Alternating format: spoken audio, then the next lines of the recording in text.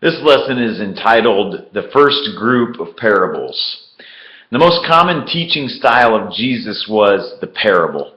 And a parable has been simply defined as an earthly story with a heavenly meaning.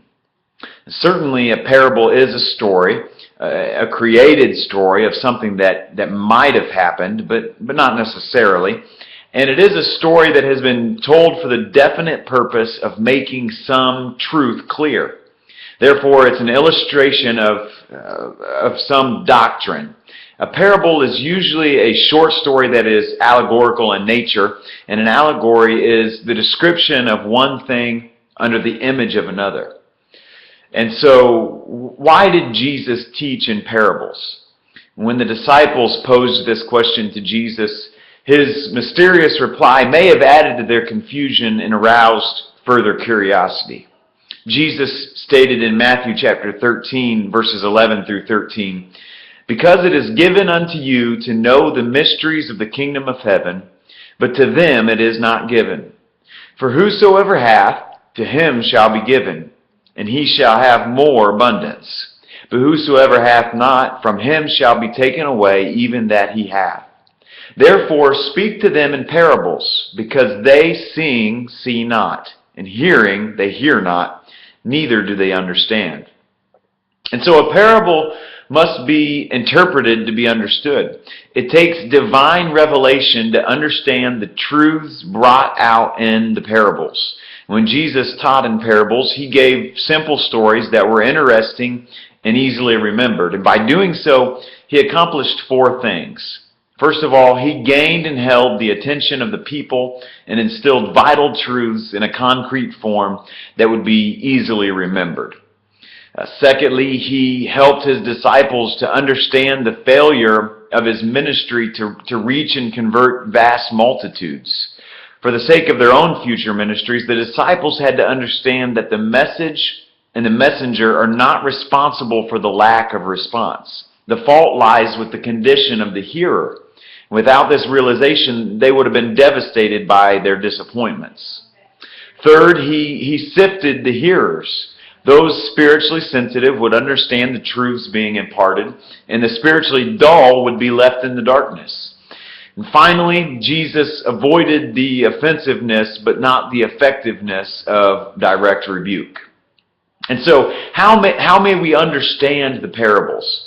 Parables are not to be interpreted literally. They have a spiritual meaning that must be understood by divine revelation.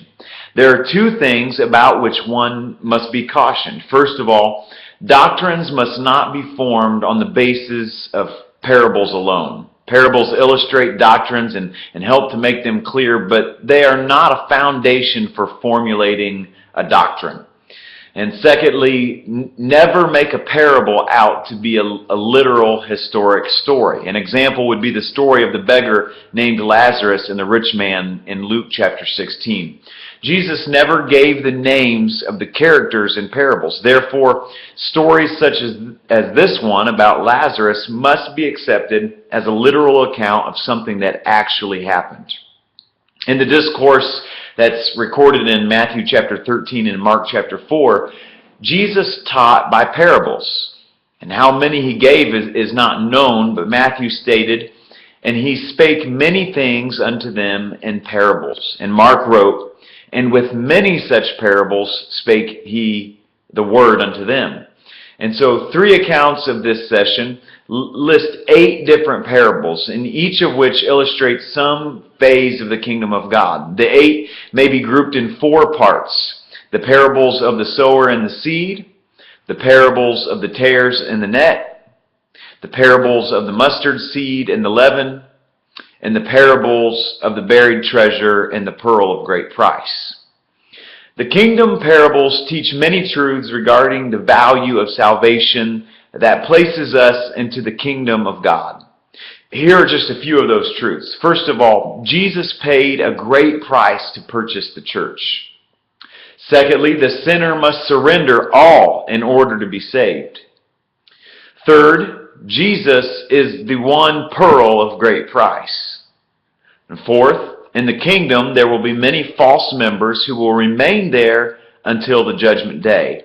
And finally, the church will have a small beginning, but will enjoy tremendous growth. I'm going to go through these one more time. These are just a few of the truths that we learn from the parables. First of all, Jesus paid a great price to purchase the church. Secondly, the sinner must surrender all in order to be saved. Third, Jesus is the pearl of great price. Fourth, in the kingdom there will be many false members who will remain there until the judgment day. And finally, the church will have a small beginning, but will enjoy tremendous growth.